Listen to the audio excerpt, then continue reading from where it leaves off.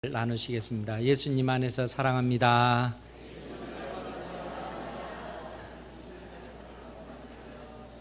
주님 안에서 하나님의 사랑이 또 풍성히 드러나기를 주님의 이름으로 축복합니다. 몇 주 전에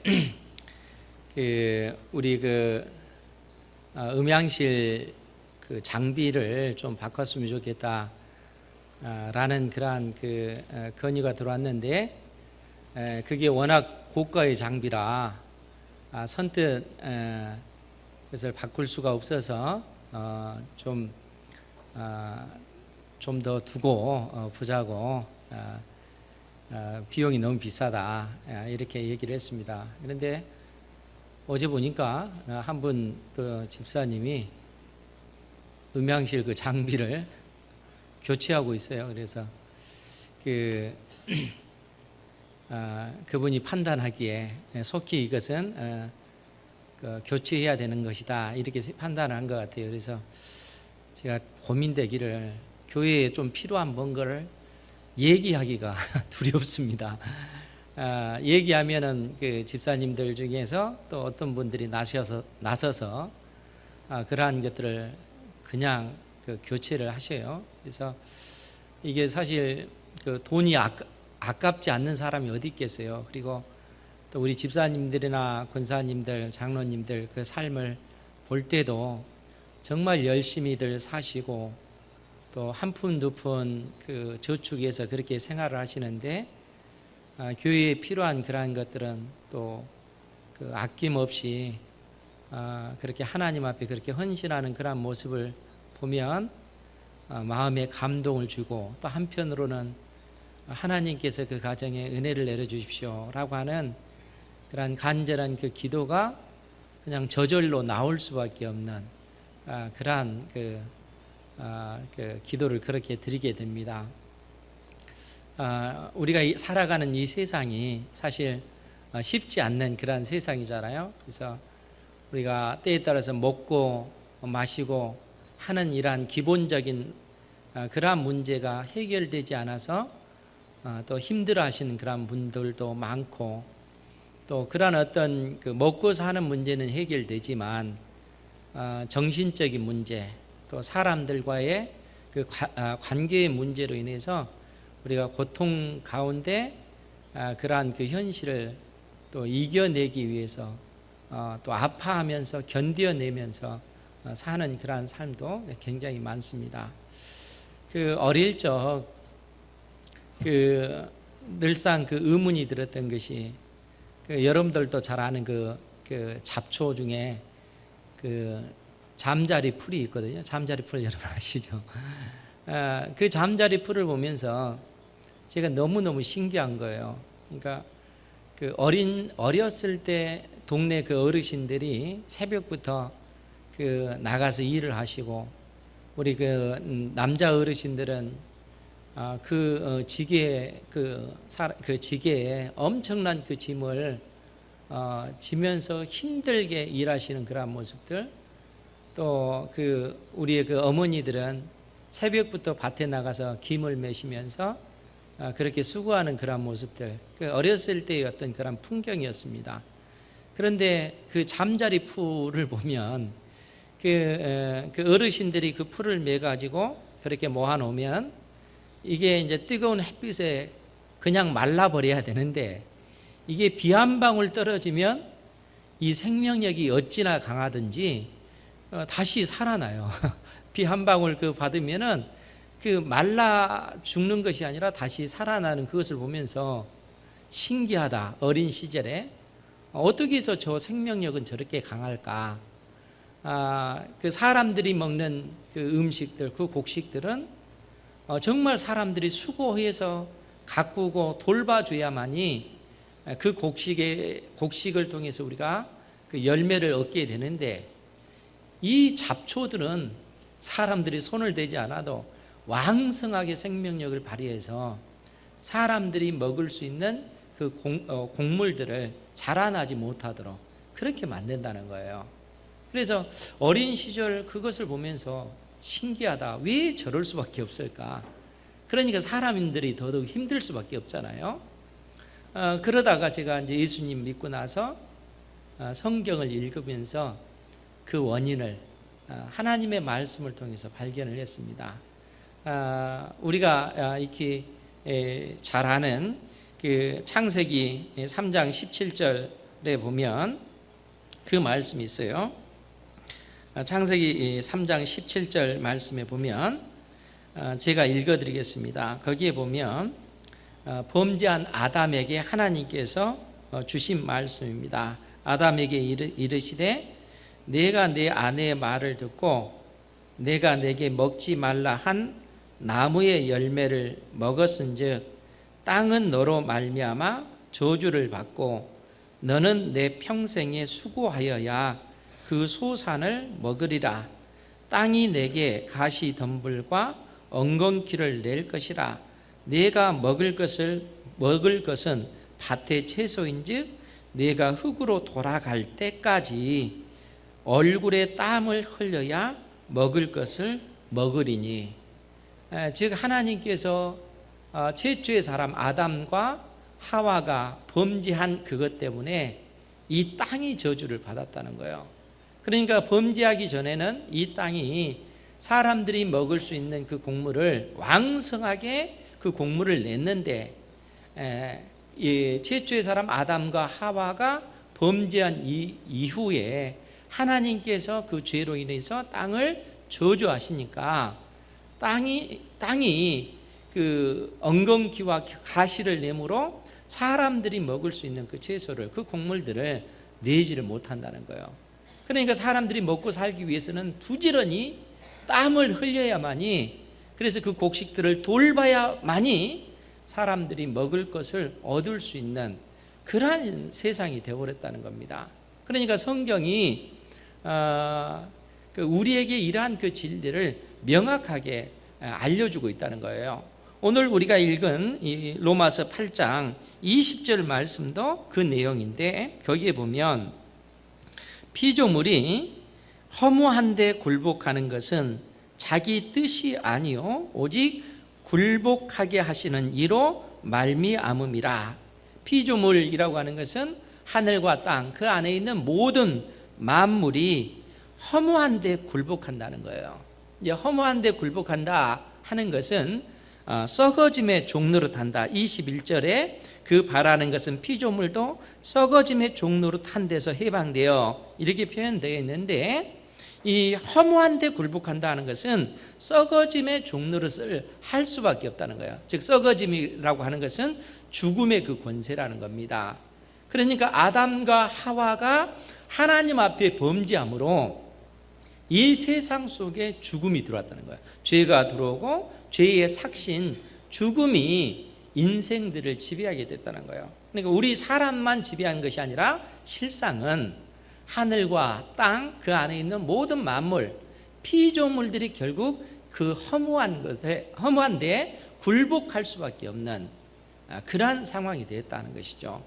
우리가 사는 그 세상의 모습이 그러하다는 겁니다. 그러니까 오늘날 우리가 예수 그리스도를 믿음으로 말미암아 은혜를 입었음에도 불구하고 우리가 사는 이 세상 자체가 하나님께서 이 세상을 향해서 저주하셨기 때문에 이 땅에 살아갈 때 우리가 환난을 당할 수밖에 없고 고난을 당할 수밖에 없는 그러한 세상을 우리가 살아간다 하는 것입니다.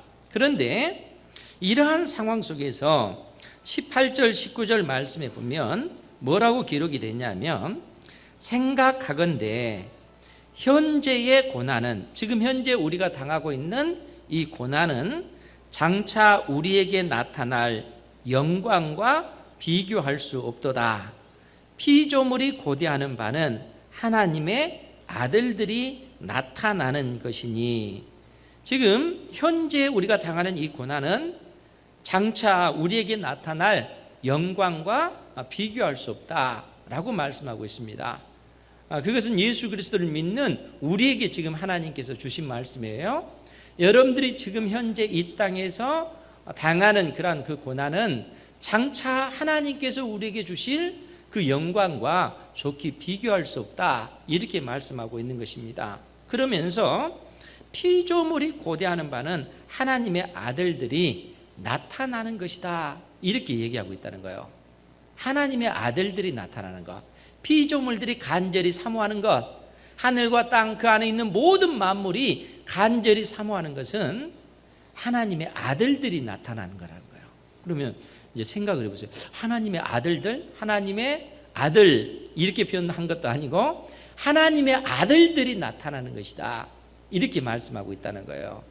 그러면 이 하나님의 아들들이 의미하는 바가 뭐냐면 우리 17절 말씀을 같이 한번 볼게요. 로마서 8장 17절 말씀입니다. 함께 봅니다. 시작. 자녀이면 또한 상속자 곧 하나님의 상속자요 그리스도와 함께한 상속자니 우리가 그와 함께 영광을 받기 위하여 고난도 함께 받아야 할 것이니라. 아멘. 자녀이면 또한 상속자 곧 하나님의 상속자요 그리스도와 함께한 상속자니 우리가 그와 함께 영광을 받기 위하여, 이렇게 바울 사도가 우리에게 말씀해 주고 있다는 거예요. 그러니까 19절에 나타나는 하나님의 아들들, 이 사람들이 누구냐면 예수 그리스도를 믿는 우리를 지금 말씀해 주고 있다는 거예요. 예수 그리스도를 믿는 여러분들이 바로 하나님의 아들들, 이렇게 성경은 표현하고 있습니다. 그런데 예수 그리스도를 믿는 우리를 향해서 바울 사도가 17절에 뭐라고 얘기했냐면 우리는 상속자다, 이렇게 표현을 하고 있다는 거예요. 곧 하나님의 상속자여 그리스도와 함께한 상속자다, 우리를 향해서 그렇게 말씀해 주고 있다는 거예요. 그러면 여러분, 우리가 상속자라면 하나님으로부터 물려받을 그러한 어떤 그 분깃이 있을 것 아니에요? 하나님께로부터 우리가 상속받아야 될 그 기업이 있을 텐데 그 기업이 뭐겠어요? 그 유산이 하나님의 나라죠. 천국. 우리는 천국을 상속받을 상속자들이라는 거예요. 하나님께서 우리에게 영원한 생명을 주시고 천국 백성으로 우리를 불러주셨기 때문에 그렇다는 거예요. 그렇기 때문에 우리가 바로 하나님의 아들들이다 라고 바울 사도는 그렇게 말씀해 주고 있다는 거예요. 그런데 우리가 좀 더 깊게 생각해야 될 바는 뭐냐 하면 지금 19절에 피조물이 고대하는 바는, 피조물들이 간절히 기다리고 있는 것은 하나님의 아들들이 나타나는 것이다, 이렇게 표현을 하고 있다는 거예요. 이상하다. 이미 우리가 하나님의 아들들이라고 얘기했는데 피조물이 하나님의 아들들을 기다린다는 말은 무엇인가? 그것을 생각을 하셔야 돼요.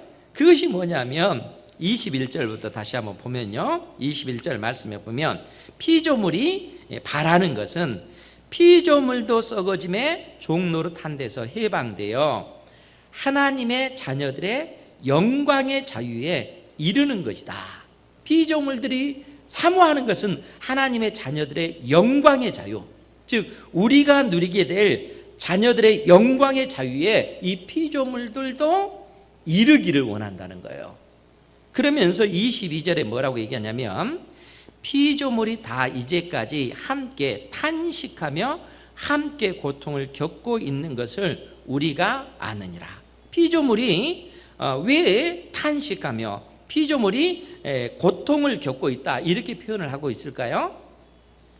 이 피조물은 지금 썩어짐의 종로를 타고 있기 때문에 그렇습니다.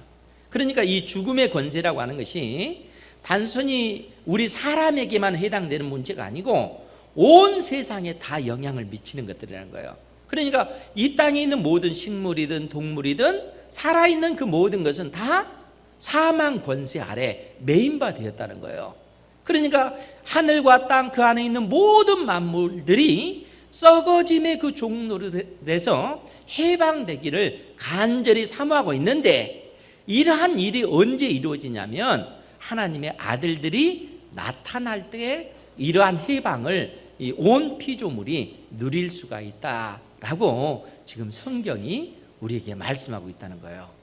그러면 지금 바울 사도가 그 하나님의 그 아들들이 나타났을 때 모든 온 피조물들이 해방, 썩어짐의 종로로 돼서 해방된다 이렇게 표현을 했는데, 이러한 일이 이루어지기 위해서는 23절 말씀을 우리가 주목할 필요가 있습니다. 우리 23절 말씀 같이 보겠습니다. 시작. 그뿐 아니라 또한 우리 곧 성령의 처음 익은 열매를 받은 우리까지도 속으로 탄식하여 양자 될 것 곧 우리 몸의 속량을 기다리느니라. 아멘. 그뿐 아니라 또한 우리 곧 성령의 처음 익은 열매를 받은 우리까지도. 이 말은 지금 바울 사도가 여러분들을 향해서 우리는 성령의 처음 익은 열매를 받았다 이렇게 선언하고 있습니다. 성령의 처음 익은 열매를 이미 받은 줄 믿으시기 바랍니다. 그러면 성령의 처음 익은 열매, 성령의 첫 열매인데, 이 성령의 첫 열매라고 하는 이 표현을 왜 바울 사도가 썼을까 하면, 이 표현은 바울 사도가 만들어낸 것이 아니고 구약 성경을 배경으로 해서, 구약 성경을 근거로 해서 첫 열매라고 하는 이 단어를 바울 사도가 사용하고 있습니다. 그러니까 성령의 첫 열매, 성령의 처음 익은 그 열매는 무엇과 연관이 되냐면, 오늘 우리가 맥주 감사 주일 예배를 드리잖아요. 맥주절 절기와 이 첫 열매가 연관이 되어 있다는 거예요. 그러면 맥주절 절기, 여러분, 하나님께서 이스라엘 백성들에게 너희들이 약속의 땅 가나안 땅에 들어가면 반드시 지켜야 될 절기가 있다. 세 절기. 그 세 절기에 관해서 말씀해 주셨어요.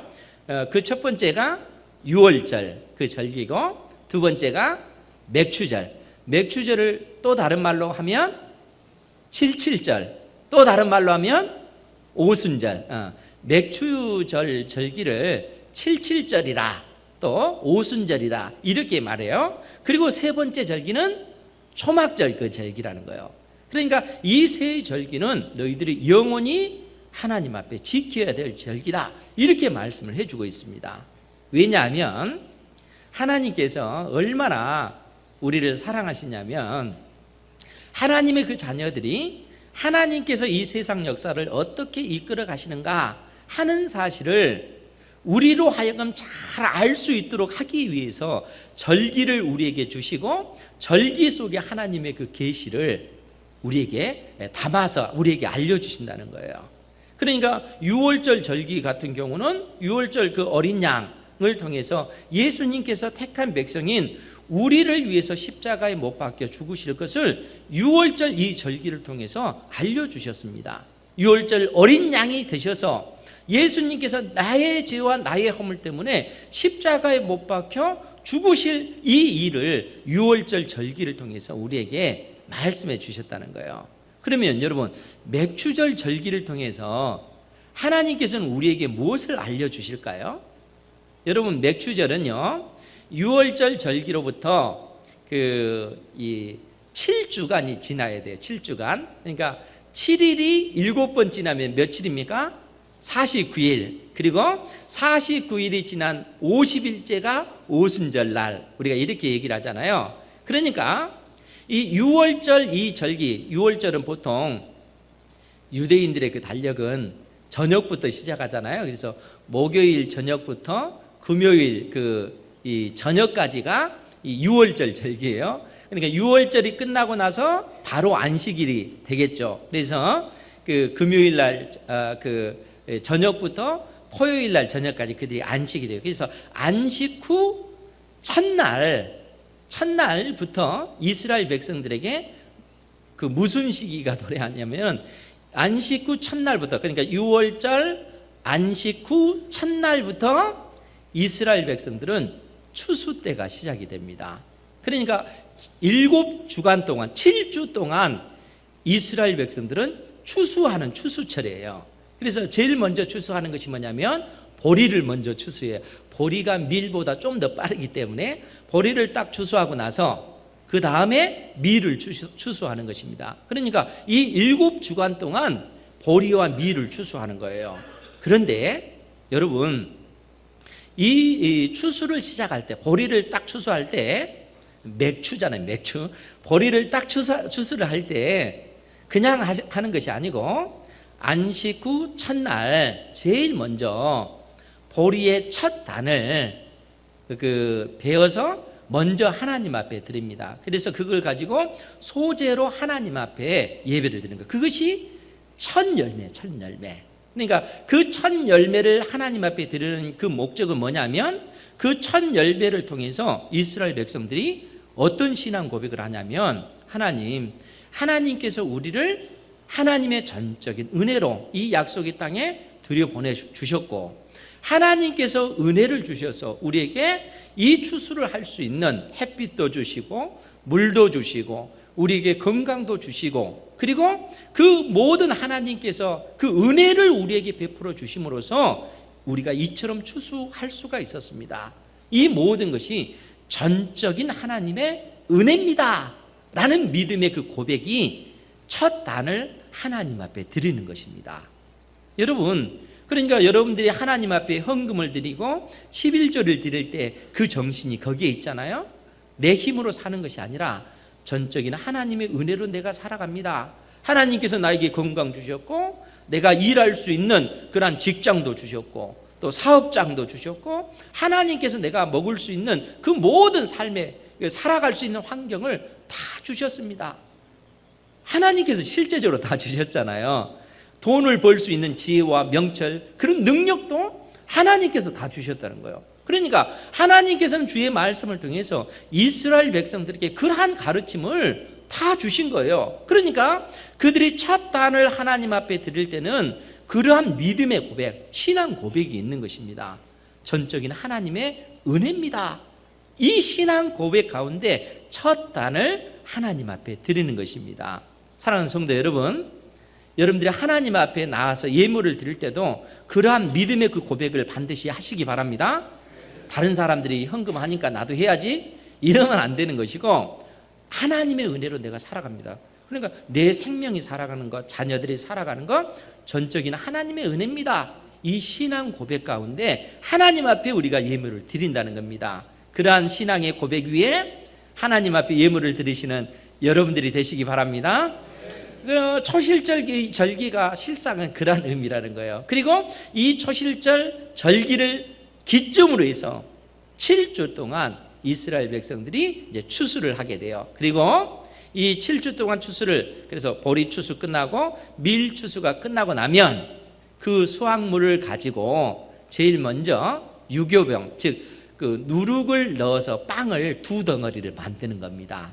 그러니까 그 수확물을 가지고 그 유교병, 이 떡 2개를 만들어서 하나님 앞에 드림으로써 하나님의 그 은혜로 우리가 살아갑니다 라고 하는 그러한 그 믿음의 고백을 이스라엘 백성들이 하게 돼요. 그것이 6월절 절기, 맥추절 그 절기라는 거예요. 그래서 7일이 7번이라고 해서 77절 이렇게 얘기하고, 49일 다음에 50일째를 오순절 이렇게 해서 맥추절을 77절 또 오순절 이렇게 말씀해 주고 있다는 거예요. 그런데 이 맥추절의 그 의미가 이제 여기서 끝나지 않고, 여기서 바울 사도는 한 걸음 더 나가서 이 첫 열매, 성령의 첫 열매가 무엇을 의미하는지 우리에게 가르쳐 주고 있습니다.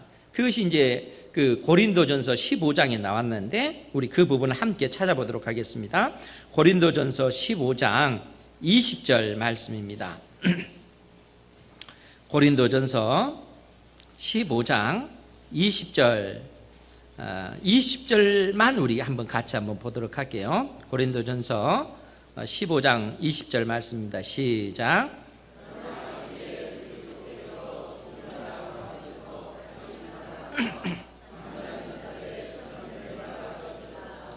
아멘. 그러나 이제 그리스도께서 죽은 자 가운데서 다시 살아나사 잠자는 자들의 첫 열매가 되셨도다. 바울 사도가 예수님께서 죽음의 권세를 이기시고 부활하셨을 때 그 예수님을 향해서 부활의 첫 열매, 잠자는 자들의 첫 열매가 되셨다, 이렇게 선언하고 있습니다. 여러분, 예수님께서 십자가에 못 박혀 죽으시고, 즉 우리의 모든 죄 때문에 십자가에 못 박혀 죽으시고, 그 죽음의 권세를 이기시고 사망 권세를 깨뜨리시고 부활하심으로써 부활의 첫 열매가 되셨다는 거예요. 그러면 여러분, 첫 열매가 됐다는 얘기는 무슨 얘기겠어요? 그 다음 열매가 있을 것을 말씀해 주고 있지 않겠어요? 그러니까 그 다음 열매, 부활의 첫 열매가 됐으면 예수 그리스도 안에서 또 다른 열매들이 있을 것을 성경이 지금 말씀해 주고 있습니다. 그래서 21절에 바울 사도가 뭐라고 얘기하냐면, 사망이 한 사람으로 말미암아, 사망이 첫사람 아담 한 사람으로 말미암았으니 죽은 자의 부활도 한 사람, 즉 우리 주 예수 그리스도로 말미암는도다. 아담 안에서 모든 사람이 죽은 것 같이 그리스도 안에서 모든 사람이 삶을 얻으리라. 그러니까 우리 주 예수 그리스도 안에서 모든 사람들이 부활의 몸을 입게 될 것이다, 그 얘기예요. 예수님께서 사망 권세를 이기시고 몸의 부활을 입었기 때문에 예수 그리스도를 믿는 우리 역시 예수 그리스도 안에서 몸의 부활을 입게 될 것을 바울 사도가 우리에게 말씀해 주고 있는 것입니다. 사랑하는 성도 여러분, 여러분들 모두는 다 몸의 부활을 입을 줄 믿습니다. 우리가 그 몸의 부활을 우리가 지금 기다리고 있는 거예요. 그러니까 우리가 이제 몸의 그 부활을 입게 되면 사실 여러분들의 그 연약한 지금의 그 육체가 아니라는 거예요. 여러분들이 이 육체를 단련하기 위해서 열심히 운동하고 그렇게 가꾼다고 할지라도 어때요? 세월이 가고 나이가 들고 그러면 어때요? 아무리 운동을 한다 할지라도 몸은 쇠약해질 수밖에 없습니다. 왜냐하면 우리가 하나님 앞에 구원받은 것은 지금 현재 우리의 영혼이 하나님 앞에 구원받은 것이지 우리의 육체는 아직 구원받은 것이 아니기 때문에 그래요. 그러니까 우리의 육체의 그 부활은 그냥 주어지는 것이 아니고 이 땅에 우리 주 예수 그리스도께서 재림하실 때 우리가 몸의 부활을 입게 된다는 거예요. 그래서 바울 사도가 우리에게 뭐라고 가르쳐 주냐면, 고린도전서 15장 23절 말씀에 보면, 그러나 각각 자기 차례대로 되리니, 즉 부활의 그 순서도 차례가 있다는 거예요. 먼저는 첫 열매인 그리스도요, 그리스도께서 부활의 첫 열매요. 다음에는 그가 강림하실 때에 그리스도에게 속한 자요.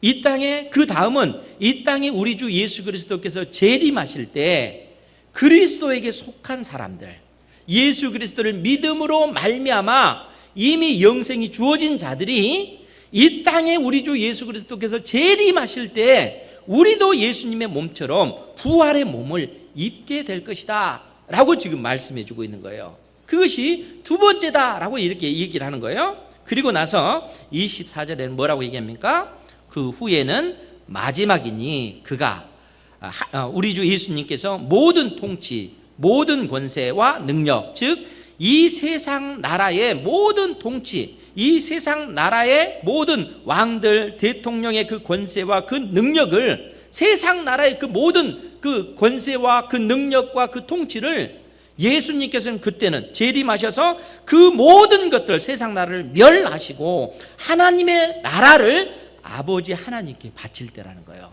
즉 이때 무슨 일이 일어나냐면 예수님을 믿지 않는 사람들이 몸의 부활을 입게 되는 거예요.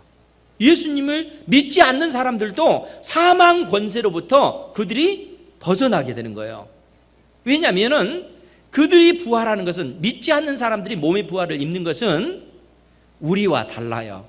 예수 그리스도를 믿는 우리가 몸의 부활을 입을 때는 영원한 하나님 나라를 상속받기 위해서 우리가 몸의 부활을 입지만, 예수님을 믿지 않는 이 세상 사람들은 그들은 영원한 지옥에 던져지기 위해서 몸의 부활을 입게 된다는 거예요. 그러니까 부활의 그 순서도 이렇게 진행되어질 것이다 라고 바울 사도가 우리에게 가르쳐주고 있는 것입니다. 그러면서 뭐라고 얘기하냐면 25절 26절에 보면, 그가 모든 원수를 그 발 아래에 둘 때까지 반드시 왕 노릇 하시리니. 26절 같이 봅니다. 시작. 맨 나중에 멸망받을 원수는 사망이니라. 아멘. 맨 나중에 멸망받을 원수는 사망이니라. 이 말이 무슨 얘기겠어요? 이때부터는 더 이상 사망이라고 하는 것이 없다라는 얘기예요. 사망이라고 하는 것이 완전히 없고 영원한 것만 존재하게 되는 것입니다. 그러니까 이 불신자들마저도, 이 불신자들은 그 예수님을 믿지 않는 사람들은 지금 사망 권세 아래에 있는 거잖아요. 그런데 예수님께서 이 사망 권세를 깨뜨려 버리시니까 이들 역시 이 사망 권세에서 자유케 되어서 몸의 부활을 입게 되는 거예요. 그러나 그 부활은 영원한 불못, 지옥에 던져지기 위해서 그렇다는 거예요. 그러니까 결국에는 우리 주님께서 이 땅에 재림하셔서 이 사망이라고 하는 것 자체를, 썩어짐의 종로로 타는 그 모든 것을 완전히 깨뜨리시고 우리에게 영원한 생명을 주시는 그때가 우리 주님께서 이 땅에 재림하실 때다라고 지금 성경이 우리에게 가르쳐주고 있다는 거예요. 그런데 로마서 8장을 통해서 우리가 조금 더 깊게 생각해야 될 것이 뭐냐면 23절에 있는 말씀을 다시 더 생각을 해봐야 되는 거예요. 그러니까 그뿐 아니라 또한 우리 곧 성령의 처음 익은 열매를 받은 우리까지도 속으로 탄식하여 양자될 것 곧 우리 몸의 속량을 기다리느니라. 이렇게 바울 사도가 지금 현재 우리의 어떤 그 모습을 그렇게 그려주고 있다는 거예요. 그러니까 지금 이미 성경은 여러분들이 예수 그리스도를 믿음으로 말미암아 예수님을 믿는 그것 때문에 성령의 첫 열매를 받았다 이렇게 선언하고 있습니다. 다시 한번 얘기합니다. 사랑하는 성도 여러분, 여러분들은 부활에 성령의 첫 열매를 받은 줄 믿으시기 바랍니다. 그러면 이 성령의 첫 열매를 어떻게 받는가 하면 여러분 그 고린도후서 1장 22절에 보면 제가 읽어드릴 테니까 잘 들으시기 바랍니다. 고린도후서 1장 22절에 보면 그가 또한 우리에게 인치시고, 인친단 말은 도장 꽝 찍는다는 얘기예요. 인치시고 보증으로 우리 마음에 성령을 주셨느니라 이렇게 약속하고 있습니다. 즉 이 말이 무슨 얘기냐면 그가 또한 예수님께서 우리에게 인치시고, 그 말은 뭐냐면 내가 예수님을 믿을 때 예수님께서 나의 모든 죄와 허물 때문에 십자가에 못 박혀 죽으신 하나님의 아들이시다 하는 사실을 내가 믿을 때 하나님께서는 그러한 우리를 의롭다 인정해 주시고 우리가 하나님의 자녀가 되었다 이렇게 선언해 주시는 거예요. 우리가 예수 그리스도를 믿음으로 말미암아 우리가 하나님의 자녀가 되는 법적인 그 권리를 하나님께서 주신 거예요. 그것을 도장으로 꽝 찍었다 그렇게 얘기하는 겁니다. 우리가 의로운 존재가 된 거예요. 왜냐하면 예수님께서 나의 죄 때문에 십자가에 못 박혀 죽으셨기 때문에 그 사실을 내가 믿음으로 말미암아 내가 예수님 안으로 들어오게 된 것입니다. 그것을 인쳤다 이렇게 표현하고 있는 것입니다. 사랑하는 성도 여러분, 우리는 예수 그리스도 안에서 의롭게 된 존재인 줄 믿으시기 바랍니다. 그런데 하나님께서 이렇게만 약속하지 않고 예수님 믿고 내 속에 영생이 주어졌다 이렇게만 말씀하지 아니하고 우리에게 보증으로 성령을 보내주셨다 이렇게 말씀하셔요. 여러분, 하나님께서 우리에게 보증금을 주신 거예요. 보증금이라고 이렇게 표현하니까 좀 이상하긴 한데 성령께서 우리를 보증하시는 거예요. 성령께서 우리 안에 계시는 거예요. 그것을 성령의 첫 열매다 이렇게 얘기하는 거예요. 우리가 예수 그리스도를 믿음으로 말미암아 구원받고 하나님의 자녀가 됐고 내 안에 하나님의 성령이 계신 이 상태를 성령의 처음 익은 열매를 받았다 이렇게 표현하고 있는 것입니다. 그러니까 확실해졌죠? 여러분들 안에 하나님의 성령이 계신 줄 믿으시기 바랍니다. 성령의 첫 열매를 가진 존재가 됐다는 거예요. 그러면 여러분 생각해 보세요. 성령의 첫 열매, 영원한 생명이 내 속에 주어졌고 내가 하나님의 자녀이니까 여러분들은 여러분들의 인생 가운데 더 이상 이제 행복 시작이고 고난은 없습니까? 그렇지 않잖아요. 그렇죠?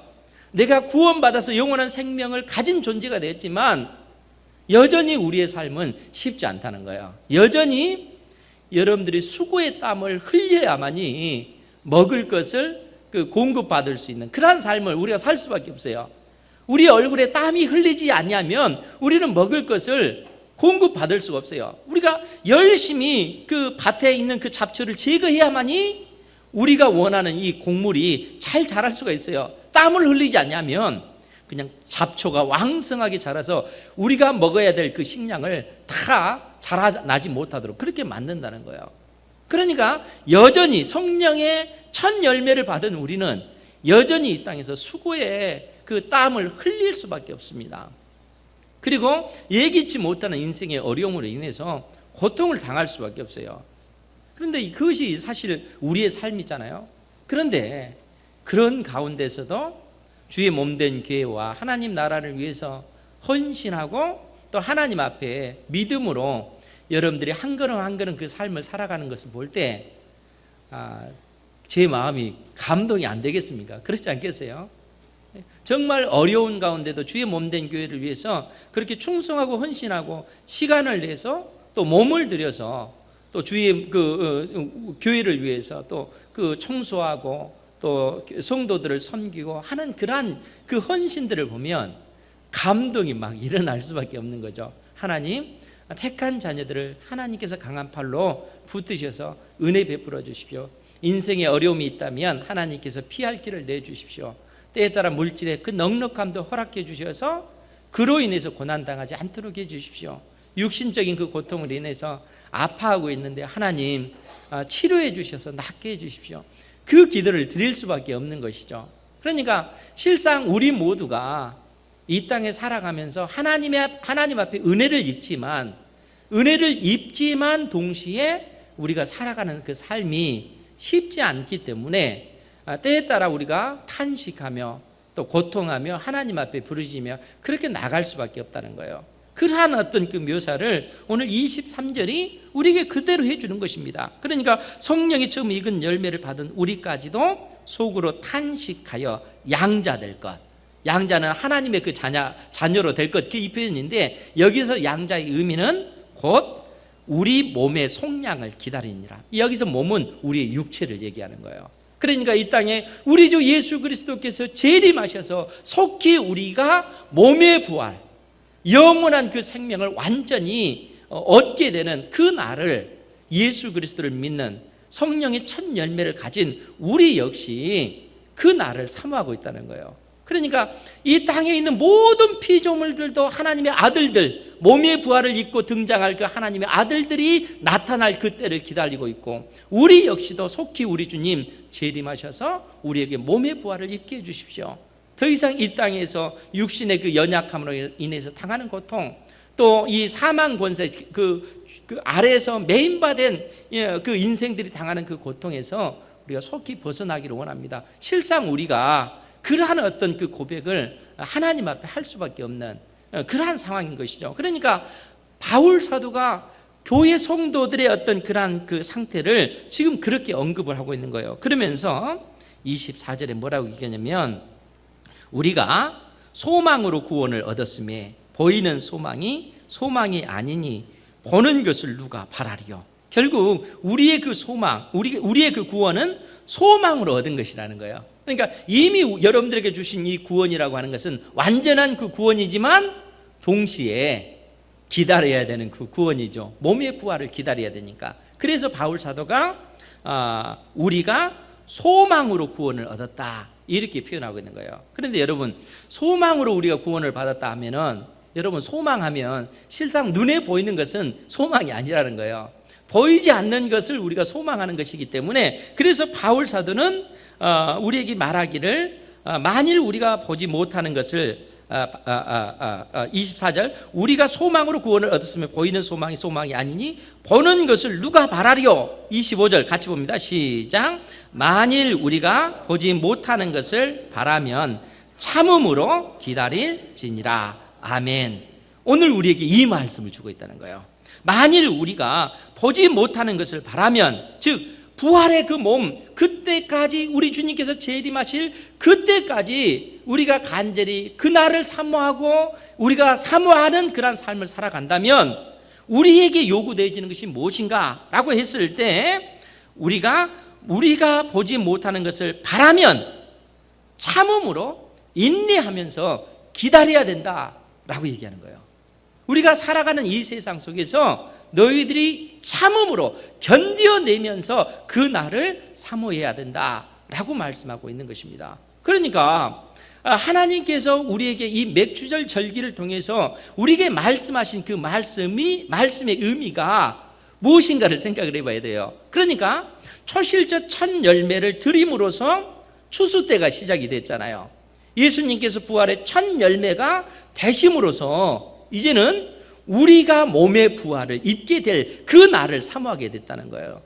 그러니까 지금 추수가 시작이 되어지고 있는 것입니다. 보리 추수가 끝나면 밀 추수를 함으로써 그 추수를 마무리 짓게 된다는 거예요. 즉 이 땅에 우리 주님께서 재림하실 때 추수 때는 완전히 끝나는 것입니다. 무슨 얘기입니까? 택한 백성들이 하나님께서 원하시는 그 완전한 그 수에 다 이르게 된다는 거예요. 구원 얻을 자들은 다 받게 된다는 겁니다. 그러니까 지금 추수 때인 것입니다. 하나님께서 우리를 구원해 내시고 또 수많은 택한 백성들을 지금도 구원해 내시고 계시는 그러한 상황이라는 거예요. 그래서 천국 복음이 들어가는 곳마다 죽어가는 그 인생들이 예수 그리스도를 믿음으로 말미암아 구원에 이르는 이러한 어떤 일들이 지금 현재 이루어지고 있다는 거예요. 하나님께서 맥주절 절기를 통해서 우리에게 역사가 지금 이렇게 진행되어지고 있다 하는 사실을 가르쳐주고 있는 것입니다. 동시에 예수 그리스도를 믿는 우리 각자를 향해서 뭐라고 얘기해요? 여러분들 각자를 향해서 너희들의 그 가지고 있는 그 소망이 진실한 소망이라면, 진짜라면 너희들은 그 소망을 얻기 위해서 지금 현재 너희들이 살아가는 데 있어서 그 삶의 그 방식에 있어서 인내하면서 견뎌내면서 살아가야 된다라고 말씀하고 있습니다. 그런데 그냥 견디면 안 되겠죠. 그죠? 그냥 아무 의미 없이 그냥 참고 있으면 안 되는 것이고, 견디는 데는 반드시 어떤 그 조건이 있습니다. 그냥 참는 것이 아니에요. 그 말씀을 히브리서 10장 36절이 말씀해 주고 있는데 제가 읽어드릴 테니까 잘 들으시기 바랍니다. 히브리서 10장 36절에 보면 너희에게 인내가 필요함은 너희가 하나님의 뜻을 행한 후에 약속하신 것을 받기 위함이라. 우리에게 인내가 필요한 것은 약속하신 것을 받기 위해서인데, 이 약속하신 것을 받기 위해서는 인내가 필요하다는 거예요. 그런데 그 인내 기간 동안 우리가 어떻게 해야 된다고요? 너희가 하나님의 뜻을 행한 후에, 하나님의 뜻을 행하는 삶이 돼야 된다는 거예요. 그러니까 여러분들이 이 땅에 사는 날 동안 이 땅에 우리 주 예수 그리스도께서 재림하실 때 우리에게 완전한 그 부활의 그 몸을 주실 텐데, 그 영광스러운 하나님 나라의 그 영광이 우리의 몸의 부활을 통해서 나타날 텐데, 그때까지 우리가 하나님 앞에 어떠한 모습으로요? 인내하면서 견뎌내면서 그렇게 살아가야 되는데, 그 견딤은 그냥 견딤이 아니라 하나님의 그 뜻을 행하는 그런 삶을 살아가는 그런 견딤이라는 거예요. 그러니까 하나님께서 사실 우리에게 그 어떤 그 건강도 주시고 물질도 주시고 가정도 주시고 삶의 그 모든 그런 환경을 주셨는데, 우리는 그러한 삶을 살아가면서 자칫하면 하나님께서 나에게 복을 주셨으니까 나와 나의 가족만을 생각을 하잖아요. 그런데 하나님께서는 얘야, 하나님께서 너에게 은혜를 주시는 것은 너와 너의 가족만을 위해서 그런 은혜를 주는 것이 아니란다. 무엇보다도 내가 구해야 될 것은 먼저 하나님의 나라와 하나님의 의를 구하는 거란다. 하나님께서 예수 그리스도를 믿는 우리에게 그 말씀을 해주시는 거예요. 그러니까 우리가 이 땅에 살아갈 때 무엇을 먹을까 마실까, 나를 위해서 나의 가족을 위해서 무엇을 먹을까 마실까, 이러한 삶이 아니라 구원받은 하나님의 자녀라면, 성령의 첫 열매를 가진 자녀라면 우리가 이 땅에서 나를 위한 삶이 아니라 하나님의 나라와 그 의를 구하는 삶을 살아야 된다는 거예요. 그리고 하나님 나라를 위해서 하나님의 그 뜻을 행하기 위해서 살아갈 때 그 뜻을 행하면서 당하는 그러한 수많은 어려움, 환난들, 고통들, 그러한 일들이 있을 때 그러한 삶 속에서 네가 견뎌내며 하나님께서 이 땅에 강림하실 그 날을 사모하면서 이겨내면서 네가 살아가야 된다, 이렇게 말씀하고 있는 것입니다. 그러니까 철저하게 너희에게 인내가 필요하면 너희가 하나님의 뜻을 행한 후에 약속하신 것을 받기 위해서라는 거예요. 그것이 예수 그리스도를 믿는 하나님의 자녀들의 삶의 방식이다 하는 것입니다. 성령의 처음 익은 열매를 가진 우리가 이 땅에서 살아가야 되는 삶의 방식인 것이죠. 그러니까 철저하게 하나님께서 우리에게 자주 말씀하신 대로 너희들은 이 세상 속에서 구별된 백성이다, 너희들은 이 세상에서 빛이다, 소금이다 하는 이 말씀과 같은 의미예요. 그러니까 결국 우리가 그러한 삶을 살아가기 위해서 우리에게 인내가 필요한 것이고 견뎌내는 삶이 필요한 것입니다. 이러한 믿음의 삶을 살아가는 은혜가 있기를 주님의 이름으로 축원드립니다.